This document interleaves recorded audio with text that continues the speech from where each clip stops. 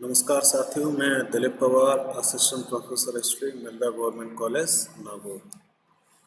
तो आज अपन world history में नया टॉपिक शुरू कर रहे हैं जिसका नाम है फ्रेंच रेवोल्यूशन यानी फ्रांसीसी क्रांति। अब ये जो टॉपिक है वर्ल्ड हिस्ट्री के तमाम टॉपिकों में से सबसे अधिक महत्वपूर्ण है। इस टॉपिक से किसी भी एग्जाम में क्वेश्चन आएंगे ही आएंगे। लगातार हर वर्ष इस टॉपिक से क्वेश्चन आते रहते हैं। काफ़ी बड़ा टॉपिक भी है, तो उसको अपन डिटेल से कवर करने की कोशिश करेंगे। इसमें ज़्यादा वीडियोस भी बनाने पड़ेंगे, इसमें ज़्यादा समय भी लगेगा, लेकिन ये काफ़ी इम्पोर्टेंट टॉपिक है। इसको समझना आपके लिए ज़रूरी है क्योंकि यूरोप की सारी घटनाएं हैं वो अत्यधिक प्रभावित रही हैं। यूरोप का पूरा इतिहास फ्रांसीसी क्रांति से अत्यधिक प्रभावित रहा है।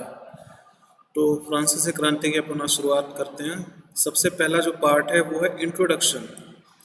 अब देखो इसमें क्या लिखा हुआ है कि usually a revolution is an outcome of national strength is an outcome of not strength but weakness of system। अब इसका क्या मतलब है यहाँ पे देखो, अक्सर जो क्रांतियां होती हैं, कहीं पे भी कोई क्रांति हुई, वो क्रांति क्यों होती है? क्योंकि जो व्यवस्था है, जो सिस्टम है, जो प्रशासनिक ढांचा है, जो आर्थिक ढांचा है, वो बहुत अधिक कमजोर हो जाता है। यानी जब व्यवस्था कमजोर होने लगती है तभी क्रांति होती है।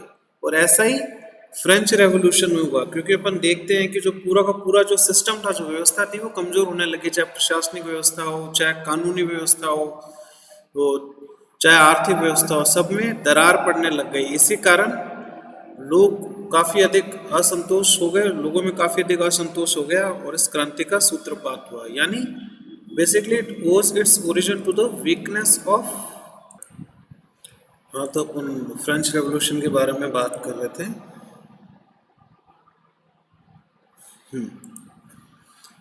तो व्यवस्था में जब वीकनेस होती है, कमजोरी होती है, तो क्रांति होती है। उसी तरीके से फ्रांसीसी क्रांति हुई। और जो फ्रांस की क्रांति, it's a combination of intellectual ferment and material grievances. अब देखो क्रांति क्यों हुई, इसके दो प्रमुख कारण हैं।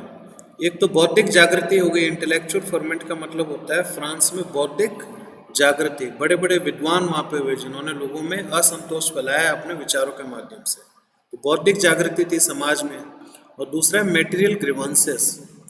लोगों के बीच में गुस्सा बहुत अधिक था, यानी व्यवस्था बहुत लचर हो चुकी थी, इससे भी लोग अत्यधिक परेशान थे। तो इट्स इन दोनों चीजों को कॉम्बिनेशन है, एक तो व्यवस्था की कमजोरी और दूसरा बौद्धिक जागृति भी हो गई। अगर व्यवस्था की कमजोरी रहती और वहां पे बौद्धिक जागृति नहीं होती तो फ्रेंच रेवोल्यूशन नहीं हो पाता। लेकिन साथ में क्या हुआ, लोगों को जागृत करने वाले विद्वान भी वहां पे आ गए और व्यवस्था का तो सहयोग था ही क्रांति के, क्योंकि व्यवस्था पूरी तरीके से लचर हो चुकी थी। अब बहुत अच्छा इसमें कनेक्शन किया गया है। दो तीन जो क्रांतियां हुई है दुनिया में, बड़ी बड़ी ऑफ तीन, यानी जो तीन क्रांतियां हुई है दुनिया में। French revolution revolutionary in its understanding of itself, not as a restoration of violated rights as America। देखो जो अमेरिकी क्रांति, उसमें क्या हुआ, लोगों के अधिकारों का हनन किया गया और क्रांति के माध्यम से अधिकारों को दोबारा लोगों को प्रोवाइड किया गया। तो अमेरिका में ये हुआ। तो अमेरिकन रेवोल्यूशन में क्या हुआ, रेस्टोरेशन ऑफ वॉयलेटेड राइट्स। जिन अधिकारों का हनन हुआ वो अधिकार क्रांति के फलस्वरूप लोगों को वापस मिल गई। ये हुआ अमेरिका के अंदर। लेकिन फ्रेंच रेवोल्यूशन की क्या खास बात है, यहाँ पे भी लोगों के अधिकारों का हनन हुआ, उनको अधिकार वापस मिल गए, लेकिन कुछ हद तक ही। Was in part nor unaware of that it was indeed revolutionary like British industrial revolution. यानी जो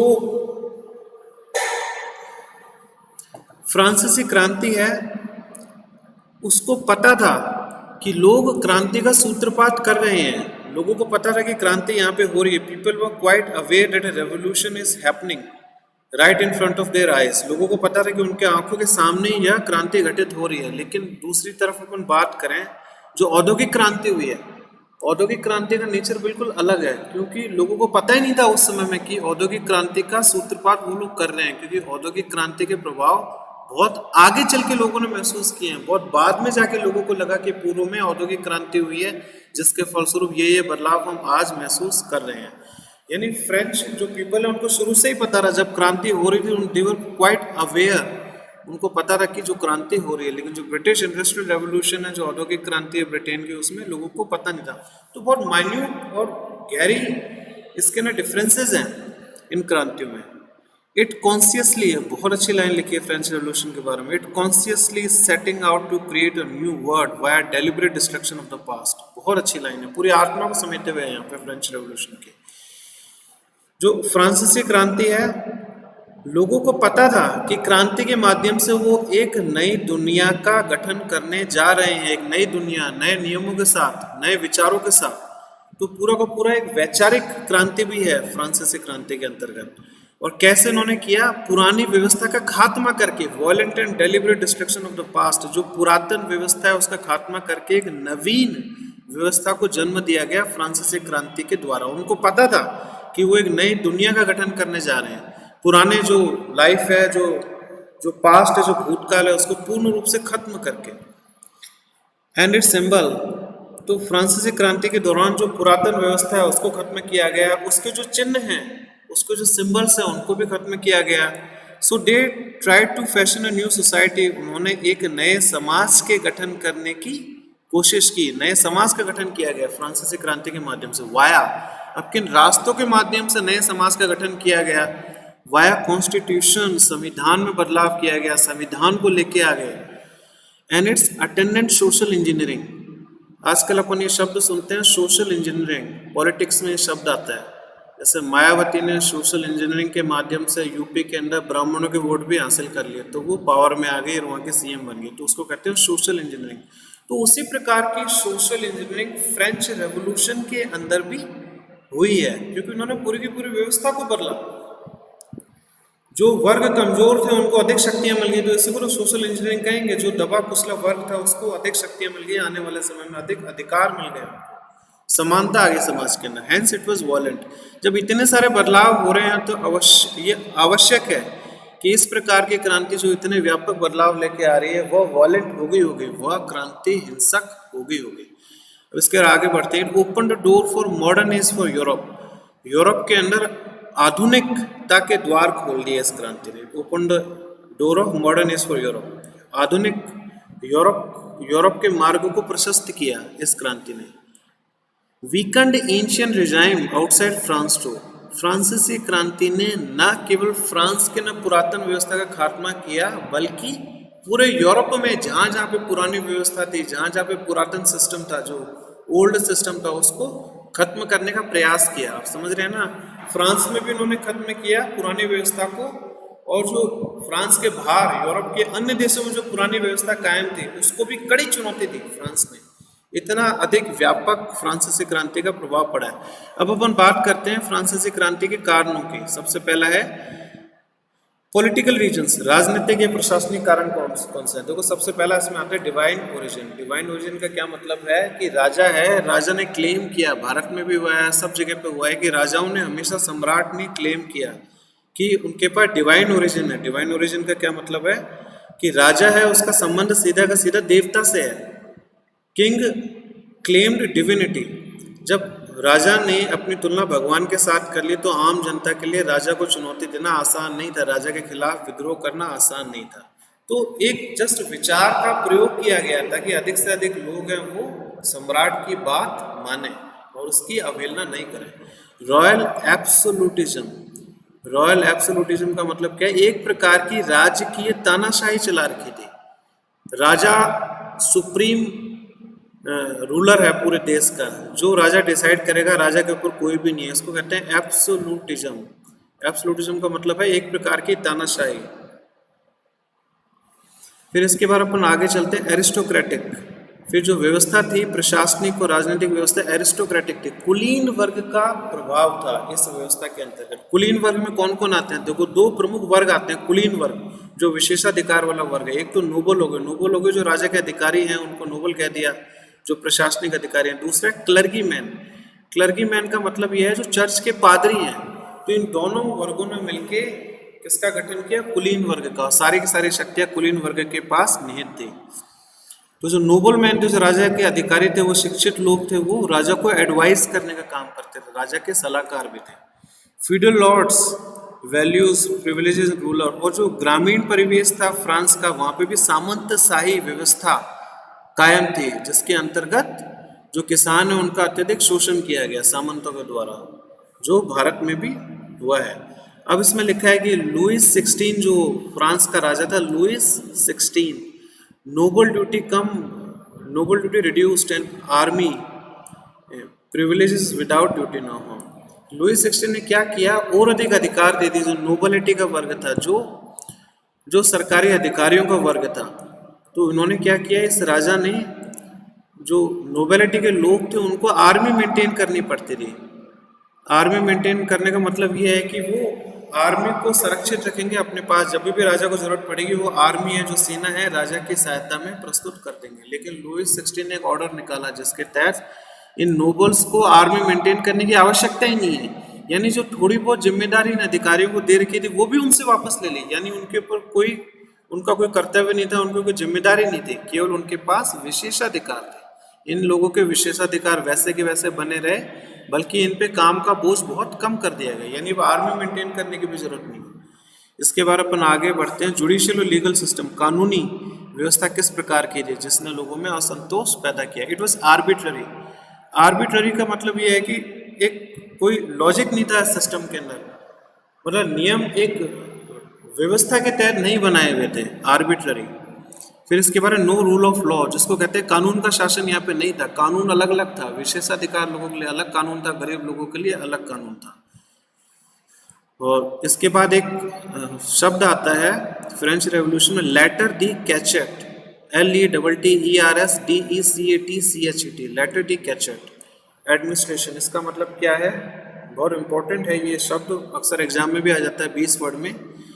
परचेज्ड अरेस्ट बाय रिच, यानी क्या था, कोई अमीर व्यक्ति है, अमीर व्यक्ति की किसी से बनती नहीं है, या फिर कोई गरीब व्यक्ति को वो धमकाना चाहता है, डराना चाहता है, और अमीर व्यक्ति क्या करेगा, सरकार को, प्रशासन को पैसे देके एक विशेष प्रकार का लेटर ले लेगा, लेटर दी कैचर, यानी सरकार को घूस खिला के एक लेटर प्राप्त कर लिया। उस लेटर में लिखा हुआ है कि जिस भी व्यक्ति को आप चाहते हो उसको सरकार अरेस्ट कर लेगी। देखो कितना बेवकूफ़ी भरा सिस्टम वहाँ पे क्रिएट किया गया है। ऐसा तो शायद भारत में भी नहीं हुआ इस तरह का कि आप पैसे दो और किसी को भी अरेस्ट करवा लो। तो ये अपन सोच भी नहीं सकते, इस तरह का सिस्टम फ्रांस के अंदर पहले रहा है, तभी लोगों में असंतोष अत्यधिक बढ़ गया। फिर एडमिनिस्ट्रेटिव सिस्टम वो सेंट्रलाइज्ड, जो प्रशासनिक ढांचा था वो केंद्रीकृत था। इट नीडेड स्ट्रॉन्ग किंग, तो जब भी केंद्रीकृत व्यवस्था होती है, राजनीतिक व्यवस्था होती है, उसको चलाने के लिए एक ताकतवर राजा की जरूरत पड़ती है। अगर राजा कमजोर हो तो पूरा का पूरा केंद्रीकृत सिस्टम ढह जाता है। जैसे लुइस 15 और लुइस 16 ये इतने अधिक ताकतवर राजा नहीं थे, ये कमजोर राजा थे, लुइस 15 और लुइस 16, इसलिए इनके समय में असंतोष अत्यधिक बढ़ गया। पूरी की पूरी केंद्रीकृत व्यवस्था को ये कायम नहीं रख सके। इसके बारे में अपन बात करते हैं सोशल लाइफ के बारे में, सामाजिक जीवन के बारे में। समाज में दो प्रकार के वर्ग थे मुख्यतः, एक था प्रिविलेज्ड, प्रिविलेज का मतलब है जिनको विशेषाधिकार मिल रखे थे, दूसरा है विशेषाधिकार विहीन वर्ग, जिन लोगों को विशेषाधिकार नहीं मिल रखे थे। अब देखो विशेषाधिकार वर्ग में कौन कौन आते हैं, क्लर्गी मैन जिसके बारे में अपन ने बात की है, फर्स्ट एस्टेट, यानी जो अपन कह सकते हैं कि जो समाज है वो 3 वर्गों में भी विभक्त था, फर्स्ट एस्टेट, सेकंड एस्टेट और थर्ड एस्टेट। ये वर्ग हैं, एक प्रकार के वर्ग के नाम है। अब फर्स्ट एस्टेट में कौन कौन से वर्ग आएंगे, सेकंड में कौन कौन से आएंगे, थर्ड में कौन कौन से आएंगे, तो ये अपन देखते हैं। फर्स्ट एस्टेट में क्लर्गी मैन आ रहे थे, क्लर्गी मैन यानी जो पादरी थे, जो चर्च के पादरी थे, और सेकंड एस्टेट में नोबल्स आ रहे थे, जो सरकार के अधिकारी हो गए, ठीक है। अब ये जो विशेषाधिकार का वर्ग है, इनकी जनसंख्या केवल 2% थी, लेकिन उन्होंने पूरे समाज के 35% संसाधनों पे कब्जा कर रखा था। मतलब केवल 2% लोगों ने, 2% अमीर लोगों ने समाज के 35% संसाधनों पे पूरा कब्जा कर रखा था। फिर जो राष्ट्रीय संसाधन है उनके 35% भाग पे इनका कब्जा था। उसके बाद जो दूसरा वर्ग है जिनके पास विशेषाधिकार नहीं थे, इनमें आता है थर्ड एस्टेट, कॉमनर, आम आदमी, जिसको थर्ड एस्टेट में शामिल किया गया, तीसरे वर्ग में शामिल किया गया। इनकी पॉपुलेशन 98% थी, लेकिन फिर भी इनके पास कोई अधिकार नहीं था, इनके पास कोई संपत्ति नहीं थी, ना धन दौलत, कुछ भी नहीं थे इनके पास। और इस कॉमनर्स में कौन कौन से लोग आते थे, प्रोफेशनल्स आते थे, जो दुकानदार हो गए, जो नाई हो गए, अनेक प्रकार के कार्य में लिप्त थे, व्यापारी आया करते थे, व्यापारियों को भी कोई अधिकार नहीं दे रखा था, उनकी हालत भी फ्रांस में खराब थी। जबकि अपन देखते हैं ब्रिटेन में व्यापारियों की हालत बहुत अच्छी हो चुकी थी, क्योंकि सरकार ने व्यापार में हस्तक्षेप किया ताकि जो व्यापारी है उनको अधिक से अधिक मुनाफा हो। लेकिन फ्रांस में सरकार शिथिल रही, व्यापारियों को कोई किसी प्रकार का सहयोग नहीं दिया और व्यापारियों की अहमियत ही नहीं समझी फ्रांस की सरकार ने। फिर इसके बाद है किसान। इस समय फार्मर्स था जो 80% जनसंख्या का भाग थे किसान। फिर इसके बाद है ये जो वर्ग है जिनको कोई भी अधिकार नहीं मिल रखा था, जो गैर विशेषाधिकार वाला वर्ग है, उनसे सारे के सारे कर वसूले जाते थे, ठीक है। और उसके अतिरिक्त एक विशेष टैक्स था जिसका नाम है कॉर्वी। ये भी आपके एग्जाम में आ जाता है 20 वर्ड के अंदर कि कॉर्वी क्या है फ्रांसीसी क्रांति में। तो कॉर्वी क्या है? एक प्रकार का बंधुआ मजदूरी है।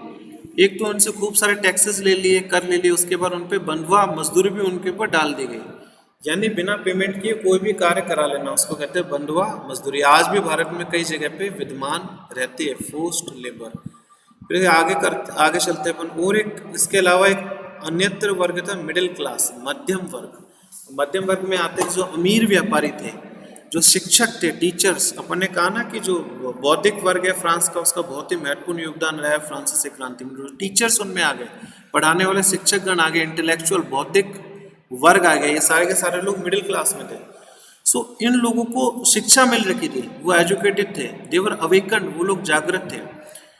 टैक्सेस लेस देन किसान, इन लोगों के ऊपर करों का भार किसानों से तो कम था, ये किसानों से कम टैक्स देते थे, लेकिन इनके अंदर डिसकंटेंट सबसे ज्यादा था, इनके अंदर असंतोष सर्वाधिक था।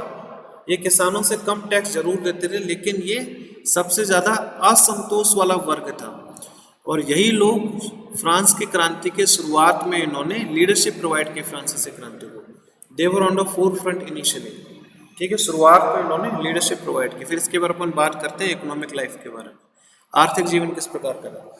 देखो 1780 के आसपास ब्रिटेन में इंडस्ट्रियल रेवोल्यूशन आया था, लेकिन फ्रांस में फिलहाल कोई औद्योगिक क्रांति नहीं हुई थी, यानी यहाँ की उत्पादन व्यवस्था थी वो पुरातन थी, हैंडीक्राफ्ट बेस्ड, जिसको अपन कहते हैं हथकरघा उद्योग। जो अर्थव्यवस्था थी पूरी की पूरी हथकरघा उद्योग पे आधारित थी। लोग हाथ से वस्तुओं का निर्माण करते थे, मशीन का निर्माण हुआ ही नहीं था। तो फ्रांस में जो क्रांति हुई थी, औद्योगिक क्रांति, उसका प्रभाव यहाँ पे पड़ा ही नहीं था। So it was like a medieval state, एक मध्यकालीन राज्य की तरह फ्रांस अपना प्रशासन चला रहा था, जबकि ब्रिटेन में व्यापक बदलाव हो चुके थे, वहां पे औद्योगिक क्रांति आ चुकी थी। एग्रीकल्चर लैंड, जो कृषि की जमीन थी, उस पे किसका स्वामित्व था? अधिकतम स्वामित्व चर्च का था कृषि की जमीन के ऊपर, और सामंतों का था। इन दोनों का कृषि की जमीन पे, कृषि भूमि पे स्वामित्व था। लार्ज पीजेंट्स, लेस लैंड, तो क्या हुआ, जो किसानों के लिए जमीन ही बहुत कम बची, क्योंकि अधिकतर जो स्वामित्व था कृषि के ऊपर वो चर्च का था और सामंतों का था। किसानों के लिए जमीन ही कहाँ पे बची इतनी। There was this guild system, guild श्रेणी व्यवस्था, गिल्ड को अपन हिंदी में कहते हैं श्रेणी। एशियन इंडिया में भी इसका जिक्र होता है बार बार, श्रेणी व्यवस्था। श्रेणी क्या होती है कि जब कुछ, जैसे व्यापारी है, व्यापारी अगर श्रेणी बनाते हैं, इसका मतलब यह है कि कई सारे व्यापारियों ने मिलकर एक संघ का निर्माण कर लिया ताकि उनके लिए व्यापार करना आसान हो जाए, ताकि उनके लिए कच्चा माल को ढूंढकर जो आर्टिजन्स है, जो शिल्पकार है, उनको देना आसान हो जाए। तो अपने कार्य में सहूलियत के लिए श्रेणियां बना रखी थी। यहाँ पे गिल्ड सिस्टम प्रिवेल कर रहा था फ्रांस में। गिल्ड सिस्टम में क्या रहा है, इट हैड मोनोपोलिस्टिक कंट्रोल और इकोनॉमिक एक्टिविटी। जो भी गिल्ड थी उसका एकाधिकार था सभी प्रकार की आर्थिक गतिविधियों में। तो गिल्ड सिस्टम का यहाँ पे एक नकारात्मक रोल रहा है। भारत में तो बहुत सकारात्मक रोल रहा है गिल्ड सिस्टम का, लेकिन फ्रांस में नकारात्मक रोल रहा है। एकाधिकार था गिल्ड सिस्टम का पूरा का पूरा सभी प्रकार की आर्थिक गतिविधियों में। No one could start new profession, बिना गिल्ड की अनुमति के कोई भी व्यक्ति अपना काम धंधा शुरू नहीं कर सकता रहा, या किसी भी फैक्ट्री की शुरुआत नहीं कर सकता रहा, किसी भी प्रकार की आर्थिक गतिविधि इनकी अनुमति के बिना नहीं कर सकता रहा। Production without guild permission, so it was not possible कि आप उत्पादन कर लो बिना इस गिल्ड की अनुमति के। नो बजट, इस समय में कोई बजट की व्यवस्था भी नहीं थी, कोई बजट भी नहीं निकाला जाता। बजट होता है ना जब रिटर्न फॉर्म में अपन एक्सपेंडिचर और जो इनकम और एक्सपेंडिचर है उसका लेखा जोखा अपन प्रस्तुत करते हैं, उसको बजट कहा जाता है। इस समय कोई बजटिंग व्यवस्था भी नहीं थी, यानी कोई लिखित रूप ही नहीं था कि सरकार की कितनी आय हो रही है, कितना खर्चा हो रहा है, उसका कोई लिखित लेखा जोखा भी सरकार ने नहीं रखा। तो एक्सपेंडिचर एज पर इनकम, तो जितनी आय उतनी उसी के आधार पे खर्च कर दिया जाता रहा, लेकिन प्रोफेशनल बजटिंग इस समय में नहीं थी। शॉर्टफॉल हो, जो कमी रह जाती थी, यानी खर्चा बहुत बढ़ गया, आय कम है, तो जो शॉर्टफॉल थी, जो कमी थी, उसको कैसे पूरा करते रहे? मिडिल क्लास से लोन लेके, जो अमीर व्यापारियों का वर्ग है उससे सरकार लोन ले लिया करती रही, अपने खर्चों को पूरा कर लेती रही। लेकिन क्या हुआ क्यों आर्थिक व्यवस्था चरमरा गई? 1786 और 87 के आसपास इस मिडिल क्लास ने सरकार को लोन देने से मना कर दिया, तो स्टेट की आर्थिक हालत और अधिक खराब हो गई। फिर इसके बाद हम बात करते हैं taxation discretionary privileges versus unprivileged, only voluntary gifts no tax. यानी क्या था, कर व्यवस्था के अंतर्गत भी अत्यधिक भेदभाव होता रहा लोगों से, क्योंकि जो विशेषाधिकार का वर्ग था उनके ऊपर करों का बोझ नहीं था, और जो गैर विशेषाधिकार के लोग थे, जो यह वर्ग था, उसके ऊपर करों का अत्यधिक बोझ डाल रखा था। Financial loss to the state, और इस कारण जब उन्होंने विशेषाधिकार का जो वर्ग था उसके ऊपर कोई कर नहीं लगा रखा था, तो राज्य को भी नुकसान होता था पैसों का, क्योंकि एक बड़े वर्ग को उन्होंने छोड़ रखा था बिना करों के। फिर यूएस रेवोल्यूशन, इसके बारे में अपन देखते हैं कि यूएस की क्रांति हुई, अमेरिका में क्रांति हुई, जिसके बारे में अपन ने पढ़ा। एंड फ्रेंच इन्वॉल्वमेंट, क्योंकि जो अपन ने पढ़ा था कि जो यूएस की क्रांति है उसमें फ्रांस ने अत्यधिक सहयोग दिया था, हथियारों का सहयोग दिया, सैनिकों का सहयोग दिया, पैसों का सहयोग दिया, संसाधनों का सहयोग दिया। इसी कारण फ्रांस कर्ज में डूब गया। तो 5 मिलियन लिब्रे वहाँ की करेंसी है फ्रांस की, तो फ्रांस को 5 मिलियन लिब्रे का नुकसान हो चुका था यूएस की क्रांति में भाग लेने के कारण। फिर इसके बारे क्लेमिटीज, यानी क्लेमिटीज का मतलब होता है जो प्राकृतिक आपदाएं आती, वह भी उस समय में काफ़ी अधिक आ रही थी। इस कारण जो पिजेंट्स थे, पिजेंट्स का मतलब होता है किसान, किसान गाँव को छोड़ के शहरों की तरफ पलायन कर गए, क्योंकि गाँव में प्राकृतिक आपदाएं आ गई, जैसे सूखा आ गया, बाढ़ आ गई, इस तरह की चीज़ें। और यह जो किसान है शहर में आके इकट्ठा हो गए, और यही किसान एक आधार बने फ्रांसीसी क्रांति का। कैसे? क्योंकि जहाँ पे भी भीड़ की आवश्यकता थी लोगों की, तो उन्होंने भीड़ जुटाना शुरू किया इन किसानों ने, तो किसान भीड़ का एक बहुत बड़ा समूह बन गए। So it provided the mob for the revolution, जो पिजेंट्स हैं, एस स्ट्रेंथ ऑफ, और मजबूती से एक मजबूत आधार प्रोवाइड किया फ्रांसीसी क्रांति को इन किसानों ने, जिसको पेरिजियन मॉब भी कहा जाता है। पेरिजियन मॉब का मतलब क्या होता है? पेरिस की भीड़, और इस भीड़ में कौन थे? अधिकतर किसान थे जो गांव से पलायन करके शहरों की तरफ आए थे।